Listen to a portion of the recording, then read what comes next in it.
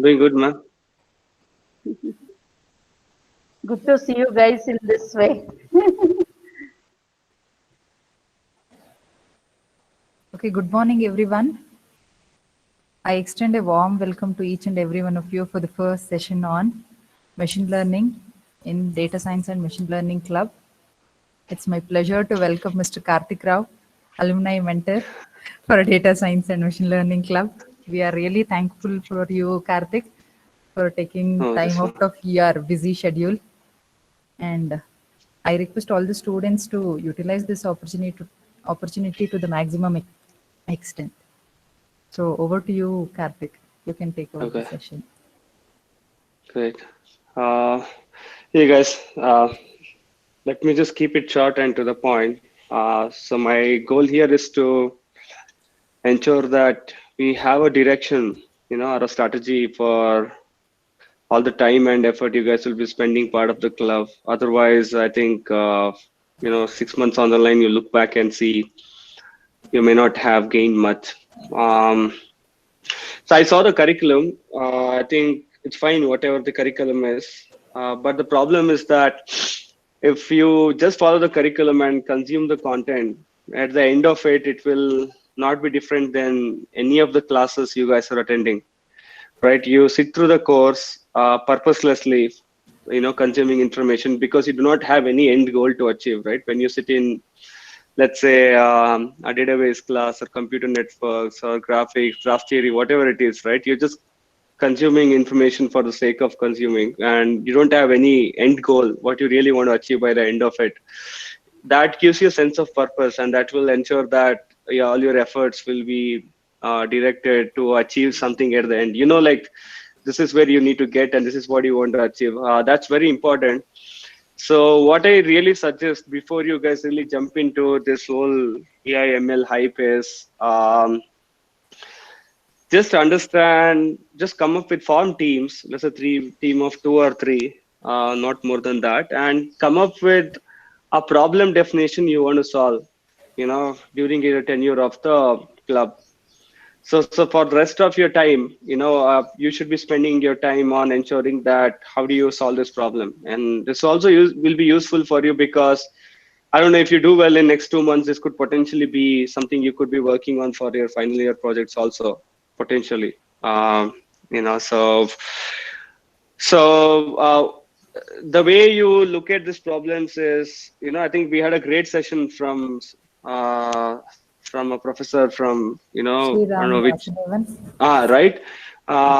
It was a great session because you don't have to really think fancy that you have to build a robot, which has to go around the campus or something that's too complicated, to arrive at building something that could be useful. Right. So there are a lot of problems on day-to-day basis. It's right in front of your eyes. It will be staring at you, but just that you're not able to identify it. Right. For example, you guys have virtual sessions now. What if you want to every day, like, classes are being taught online, on Zoom or Google Meet, whatever, right? So, but you do not have a way now for you to search through this information and, let's say, to find what exactly you want to find from these lectures, right? There is no, it's the data is not indexed, and then you don't have the transcription of these classes. First of all, I don't even think it will be, you have something like a YouTube playlist of these classes. It's neither been uploaded somewhere for you to watch again. If that's done, but there is, the second step is how do you find, let's say I want to find how to create index in SQL database, right? Let's say from one of these lectures, that's what I want to find, right? There is no way you can search through this video, right? It's hours and hours of video content, but there's no way to find what you exactly want. Or let's say you have a model question paper, right? I'm sure like all you guys love model question papers. So I guess most of you will be waiting for it when your examinations near. Um, and let's say you have a question and you want to just find that part of the lecture which actually addresses this question.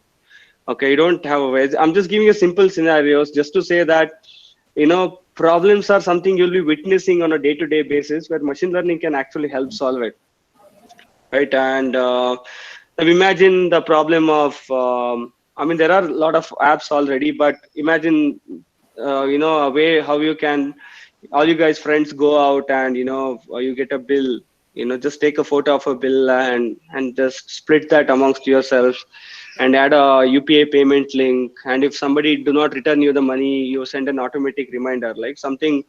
A lot of this payment sharing app exists, but there is a lot of things which you can do to make it more convenient and easy, so that you get paid back in time. And also AI part comes in, where you take the snap photo of the bill and you're able to extract what is the price and what's the total amount, and maybe something you can also generate a report for everyone by the end of the month to say what is your food or beverage consumption behavior is, right? And then try to set limits and goals to say that, let's say you have a monthly budget already set, 2000 rupees. You exceed that limit, app helps you to curtail it. Or let's say you're consuming uh, too much of coffee, let's say from this OCRs, it detects you that you're crossing your preset limit, and helps you with your diet planning. So these are just very simple problems, right? But if you really think through a day-to-day life, there are a lot of simple problems you can solve. So let me step into how do you identify this problem, right? Some people have this knack of identifying this problem very easily on front of them. So there is no like a stringent rule, like a hard and fast rule on how do you identify these problems. But these are some of the things which can help you, right, to identify them. So one is that you need to make an existing process which is currently hard, and you need to simplify that, right? Let's say, so there may not be really a big problem there, but for example, in the in the inauguration, like as professor spoke about the problem of elephants actually barging into the human habitat and destroying all the crops, and that's a huge problem, right? So sometimes there may not be a problem which you're trying to solve. Sometimes it may be about easing the existing process, right? In my startup, we're trying to simplify the process of creating fun video tutorials around code. Okay, like the existing the existing approach is that you need a screen recorder software, you need some Adobe After Effects to add a lot of these effects to make it really fun and to add some graphics to it. And these softwares are paid. So we want to reduce that from whatever it takes a day or two to just few minutes, just on your mobile phone. So we are not really, the problem we are trying to solve is that something that takes a lot of efforts and days together, we are trying to bring that down to minutes. So you're making it more easier and accessible and convenient, right? So that could be one of the way you look at solving problems, right? Something that already exists, there is a solution, but the solution is too brittle, right? It takes a lot of time and effort and energy and commitment for you to use that existing solution. So you can take an existing solution and make that easier. That is one. The other would be to reduce the cost of doing something, right? Let's say there is a process involved, in solving a problem, but it's just that there is X amount of cost involved. And if you say that I can bring down that cost, using AI and ML, right? For instance, one of the example could be on the bakeries, right? Like one of the companies I know, what they did was they worked with Kanti Sweets, right? And they took all the billings they had over last 5 years, okay, the digital record of all their billings, and they use ML algorithms to kind of predict what kind of commodities sell during particular seasons, and during particular months in a year, and to ensure that they are able to anticipate the demand upfront, so that they do not produce a lot of these sweets which later cannot be sold. So by doing this, they were able to bring down the wastage by around 70%, right? So they're trying to save money. So there are two terminologies which the world very easily understands and appreciates: is how do you help somebody make money or help somebody save money. These two things are very easier to convey, right? That is one of the things you can look at, right? Where can you save cost, and Yeah, as I said, the first point was to make it to simplify something, to simplify the existing process, and that could also mean that you could be trying to automate some parts of it, which is manual now, right? Look at your like for example, you guys have maybe initially you struggle to understand how the autonomous system in your college works, right? And what if you would have built a bot which can by voice take students' query and whatever questions in whatever language you ask, right? And how about it clarifies from the rule book, because the rule book already has all the rules. You just need to search through it and match, right? Like, so there are so many, and this is a friction, right? You have to go to a teacher, and a lot of the teachers themselves do not really understand all these rules well. And so there is always a scope for human error. So this process has a lot of friction now. So yeah, and the idea here is to simplify, right? We are not talking about the feasibility here. It's not like if you really break your head with a rule book, you can still figure it out, or you can bother your mentors and figure it out. But it's just that you're simplifying the entire process, and also making it very easy. So problems, these are very simple problems, right? We're not talking about building robots and building war machines, or learning how to launch a satellite.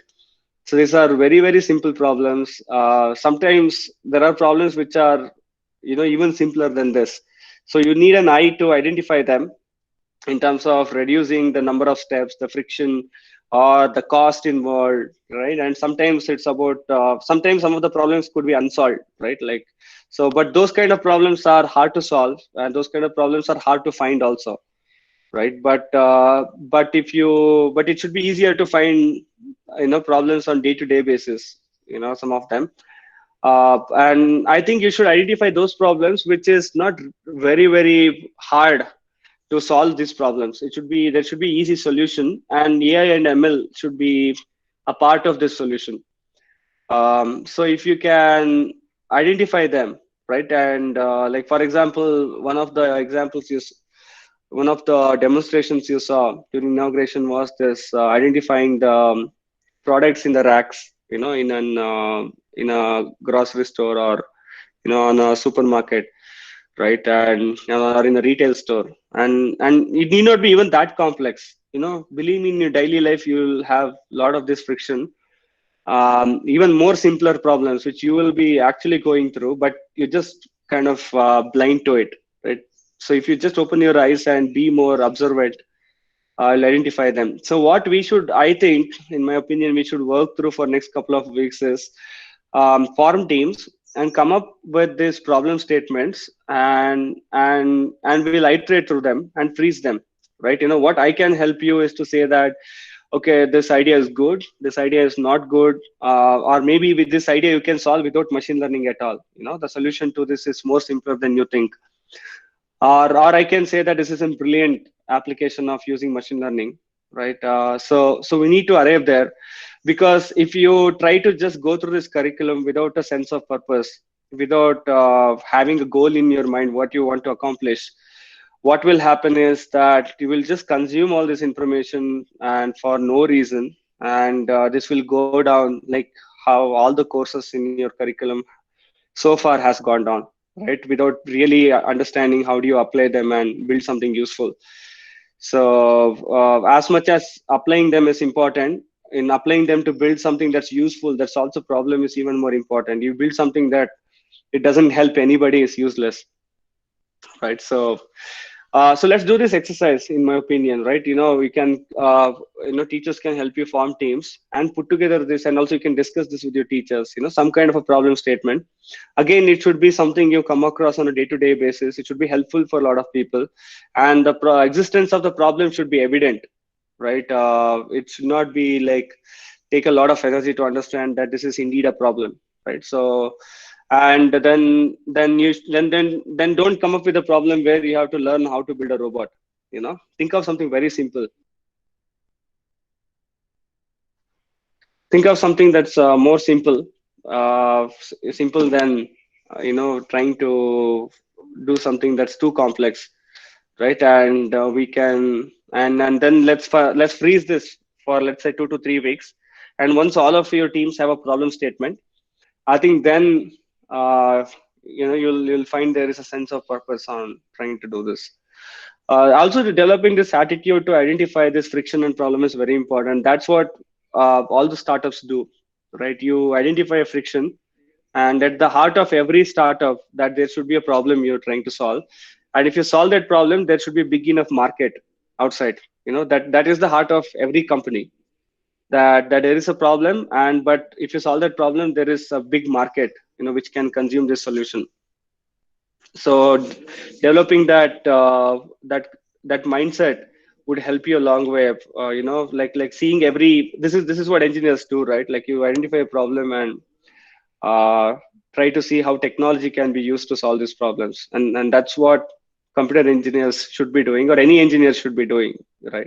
So but if you do not have the mindset of even identifying these problems, even though that's staring at you on a day-to-day basis, right, all the skills you learned is of no use, because you're not either solving anybody's problem, you neither know how to identify a problem. Right? You just learned everything you learned over 4 years for with no sense of purpose, and it will all go wasted. Okay. So great. I think this is enough drilling. More than this, I'll assure you guys will start dropping out. So let's do this exercise. What do you think, ma'am?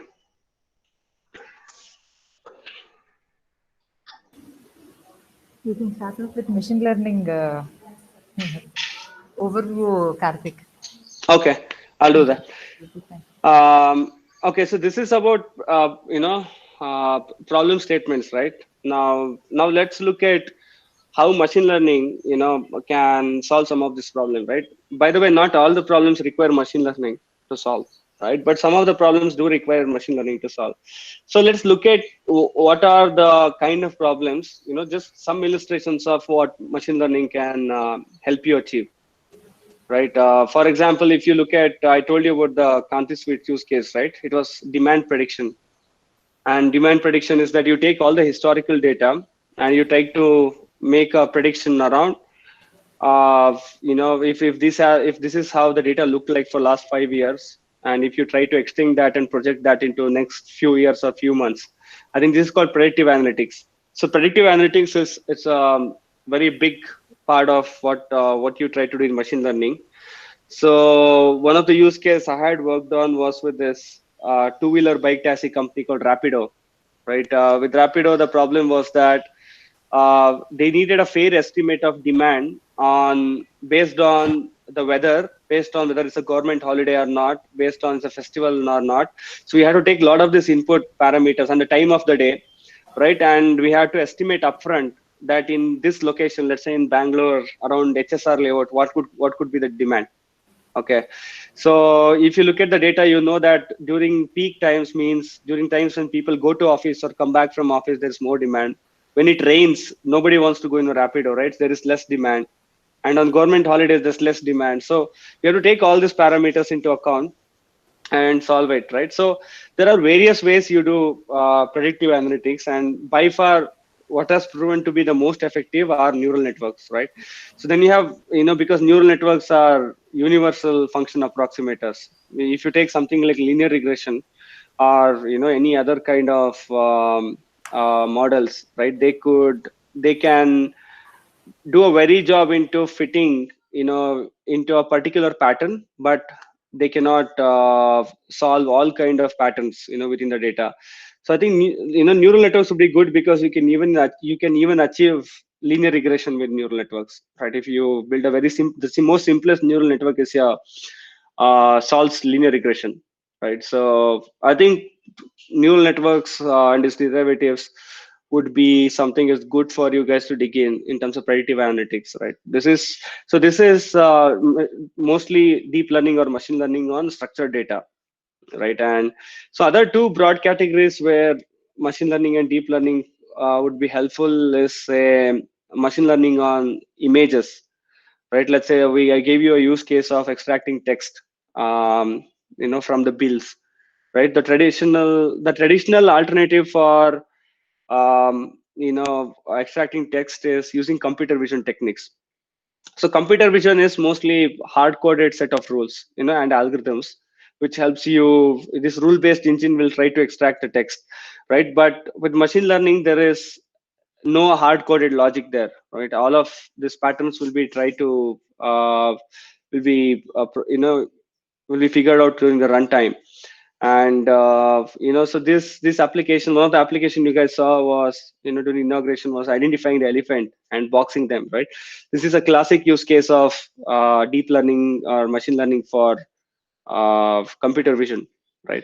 So if you can still use traditional techniques like OpenCV or computer vision, right? But the limits of how effective these traditional techniques could be, is not too far. You'll soon realize that the more harder the computer vision problems get, these algorithms hit a dead end and you'll not be able to move forward. I think the third category is um, doing machine learning or deep learning on natural language.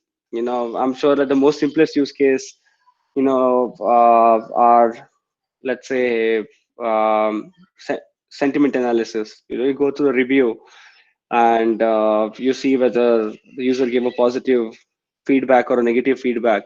And then if it's a negative feedback, then you would automate those feedbacks to go to the customer, all the, like, the quality assurance team or the managers, who then look into deeply, right?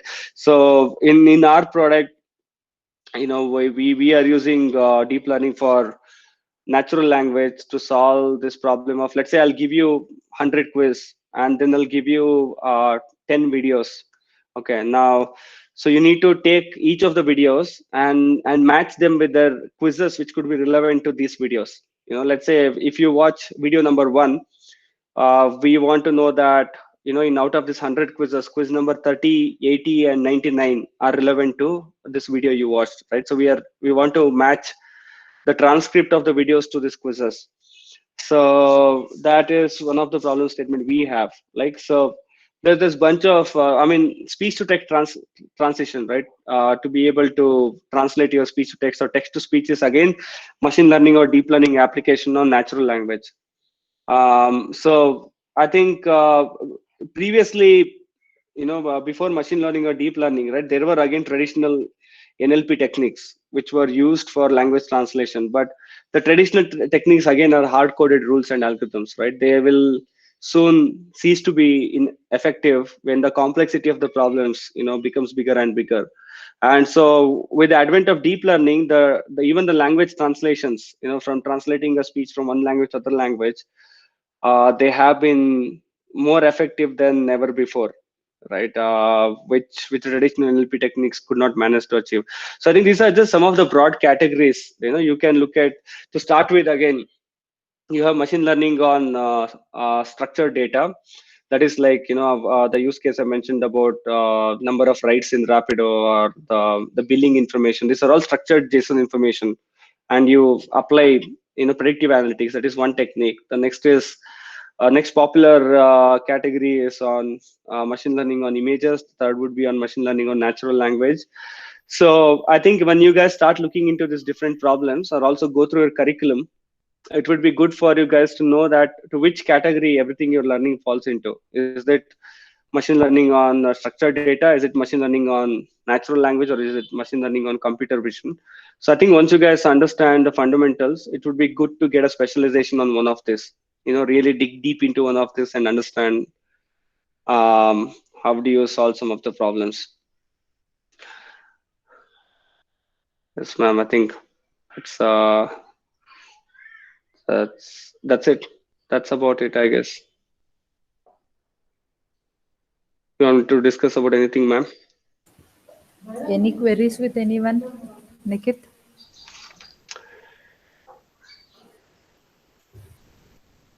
Because and in terms of syllabus, it's fine. You have like so many courses out there. I don't think that you need somebody to come in and build a curriculum, right? So there's so many courses on YouTube. There is so many on Coursera, right? So, but what would be on you? Something that you can do differently is, you have the syllabus, you keep learning. That's good, because that will help you build your fundamentals. right? And but meanwhile, while you consume the syllabus, you need to identify a problem statement that you want to apply whatever you're learning to.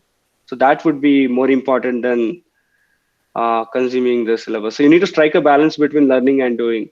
So what happens sometimes is few people just go about building projects, but they never focus on getting their fundamentals strong, right? So it's mostly about getting things together and making something work, right? But some people are very good at learning fundamentals, but they never build something that's useful.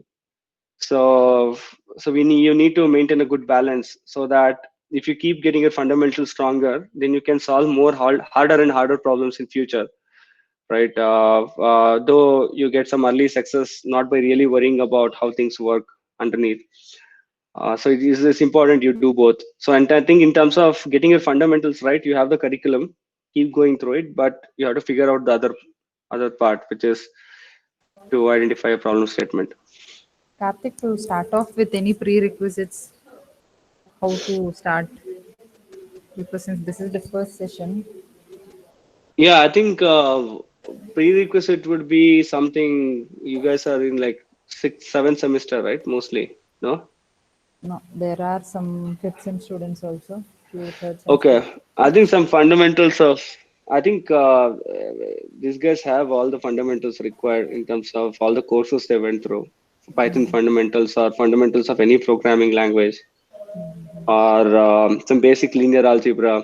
I think M3, M4, some of it, right? So basic calculus. So I think in terms of all the math fundamentals required or computer science fundamentals required, they already have it.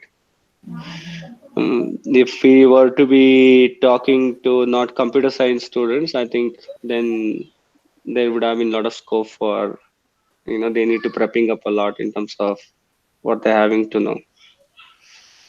Okay. Nikit, you there? Nikit? Yeah, ma'am. I Nikit, just can you came just in. brief about the schedule for the first week that you have planned? Yeah. So basically, most of the second year students don't have any fundamentals in Python. So Okay. for the first week, we are going to give them a fundamental like course on Python and like Hmm. let them get familiar with it. And after the first week, we are going to like get started on pandas and numpy. Just get them started on those libraries so they have like an easier time while dealing with data. We are first going to like focus on data science, then we are going to go on machine learning. So we are like for the first 2 to 3 weeks we are going to cover working on data like uh, data visualization and data scraping. So I think for the first 4 week we have data visualization, data scraping, and then exploratory data analysis. And then for the Okay. fifth week, Yeah. uh, Please go on. uh, and like in the fifth week, we are going to like give them a mini project sort of like where they will like scrape some data off the internet and like uh, visualize that data and try to like explore it. Okay. So this, okay, this is good. Yeah, starting off with the visualization pandas. Pandas is a very useful data structure. It's even at advanced level, like wherever at Google or any company, like you can use it in very creative ways.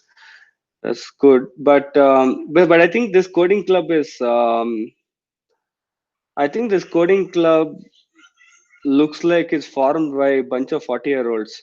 Okay. I don't see like this is very different. The coding clubs are generally not this structured in the sense like you have a very hard and fast curriculum project. That's not how coding clubs work actually. Coding clubs are mostly clubs where everyone are building something innovative, and this is just a forum for everyone to get support. Coding clubs do not run like a semester class, so this is a bit strange around having a fixed curriculum, fixed projects, and so much of structure into the curriculum. It doesn't look like a coding club. It looks like a semester class. So you guys need to figure out that what do you expect at the end of this coding club, right? Because see, let's say if you look at from employment perspective, right? There is so many opportunities in the startups, and believe me, startups pay you right out of college like really big salaries, and startups do not have structured interview process also, right? What startups care about is that like, do you guys know how to build something? That have you invested enough time on thinking through a problem and building something? And you should have like a couple of projects you can showcase in and out. So generally, coding clubs serve as a forum where if somebody has an idea, but you do not know how to build it, and you jump into building it, but it serves as a platform for everyone to get help from each other to build something, right? So I say everyday people come to the coding club, they'll start hacking, they'll start building something, like they're working on solving a problem, and everyone code together. So in coding club, it's mostly about coding and solving a problem, right? Not teaching a curriculum. So you guys need to figure that out. I think in terms of curriculum, it's good. I think any curriculum is good, but but if I see that at the end of 6 months or 12 months, you guys look back and if you really have to find that this exercise was really impactful to you, that see what is the best thing that can happen from this coding club now. A lot of you guys go out and right out of the college, all get placed in innovative companies, start from 6 to 12, 15 LPA salaries right out of college, and solving really hard problems, and working with startups and companies which are solving some great and interesting problems, right? The next biggest thing, that is the best outcome that can happen from coding club. So what happened that without this coding club, people did not have this ability before, right, to be able to find a problem and solve problems and build wonderful projects, and develop this attitude of an engineer. That was not present, but you came into the coding club. Every day you built, you start writing code. Coding club is supposed to be writing. Is this called coding club? What club is it called? Or Science, CS? machine learning, data science and machine learning club. Okay, yeah. So, but in general, all these four clubs are called what? Technical clubs. Okay, technical club. Then it makes sense. Okay, so but I think the best outcome could be that you have like let's say 20 people from this club go out and start working with some innovative companies and startups, and this time they spent with this club is what they help them to get there. And I think that could be the best outcome that can happen to a club. And college can also go out and say that the average pay of their students increased by like 100% because of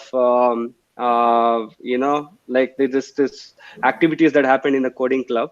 If that has to happen, then you guys need to spend fraction of your time teaching a semester class with a fixed curriculum, but spend most of your time actually coding and building things. And this whole forum is a support channel for everyone to help each other on doing so. So I think in curriculum wise, it's fine. This is a good curriculum. It's useful. But if you see now the current state of, how we are talking about, let's say you guys are 16, 17, 18 batches, right? Like, we have high school kids now, 7th and 8th standard kids or 6th standard kids who are actually going to White Hat Junior or just going to YouTube on their own and learning how to use pandas, how to write a for loop in Python, right? And that's how competitive it is. So if your guys are having to be taught how to use pandas, NumPy, and this one, I think that you already lack the pace that's required. The competitiveness that's required, right? So I think you guys need to think something bigger, something more ambitious, where there is a tangible impact once you guys are to spend 12 months in this club.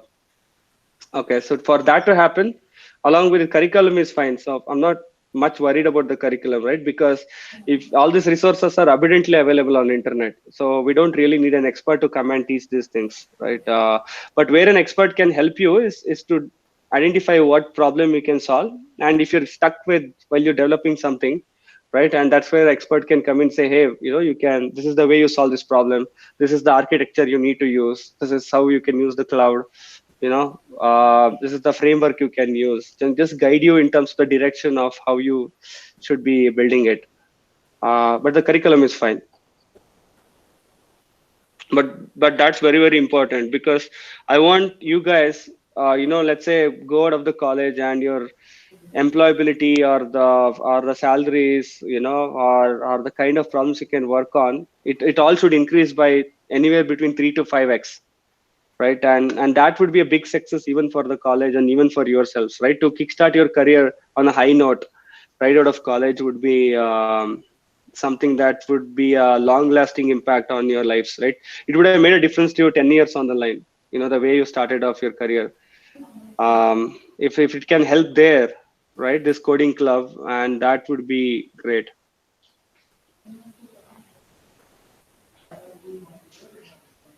Anything else? Any of the students if you want to discuss? No questions? We'll wind up for today. Is that fine, Nikit? Yes, sir.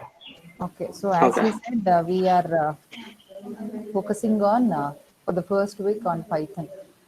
Karthik, actually we have a combination of third sem, fifth sem, seventh sem, and all, no? So we should Okay. always go from the basics. We can't have Okay. some Okay. expectations from everybody. Your expectations are too much, and we have Okay. to reach up to that expectation. It takes a bit of time. And Yeah. as you said, that they have to figure out the problems. They have to Right. take Right. it simple, and they should Right. always look at solving the problem in a Yeah. easier way through ML and AI. Right. Right. This is fine. The curriculum part is fine. It's useful. Let them keep learning. I'm Yeah. not like being anti against the curriculum and the structured path. Uh-huh. So while they do it, it's very important they spend 75% of the time actually coding and building things. True. So they have 6 months on the line, they should be able to show that, okay, this is my GitHub profile, and this is what I built, and take us through the code and say how they built it, and something they should be able to explain to an employer also. Exactly. So this is the starting stage, and hope they got an overview of finding the problem is the first important thing that they should look at, and then once they get into the problem, they'll think about the solution. Right, right. That's where I can help. Right, Mm. that's where I can help to say that, because you don't need my help to learn pandas and how to write a for loop in Python or NumPy. Right, this is sustainable on their own. Okay, Yeah. there are enough people in this group who already know it and who can teach others. Yeah. But where I can add value in this process is to say, if you come up with an idea but you do not know is it useful or not, Yeah. okay, or how, is it feasible or not, so that's where I can help to fine tune the idea. And also, once you fine tune the idea, you know what you should solve, but you don't know how to get started, Yeah. what technologies you should learn. That's where I can help. Okay. Rahul has some question. We can pick data sets from UCIML repository and show them how to solve and build intuition of how to approach a problem in later stages of this club. Okay. Yeah, no, that's a good idea. I think there are so many solutions and data sets already available on Kaggle. Right, and then and this exercise helps you to know, once you have a problem statement, how to apply this technologies to solve that problem. So I think this part of coding club, it is something you guys can plan yourselves. But what I'm saying is that you don't even need a college degree to identify a problem. Okay, like it doesn't need even any kind of education for you to identify a problem. So it just needs that mindset. So being able to identify a problem, it's very much different from trying to find a solution for it. But as you said, the advantage with the engineers is that we can find solutions also once we identify a problem. So it can happen independently. But this is good exercise. If you can, guys, let's say once a month, you pick up or you can give an assignment to say, pick up a Kaggle problem and solve it, and actually do a Kaggle assignment, and make it, let's say, mandatory, something like that. So it will be good exercise. Okay, we'll look into it, Karthik. Thank you so much for your time, and we'll get back No, to it's you not. with problem statements as you Sure. suggested, making a Sure. No. group, and each group will come up with a problem statement, and we'll look forward for your suggestion towards solving that using ML. Sure, ma'am. Okay, then. Thank you Pleasure so being much. here. Yeah. Have Yeah. a nice- Okay.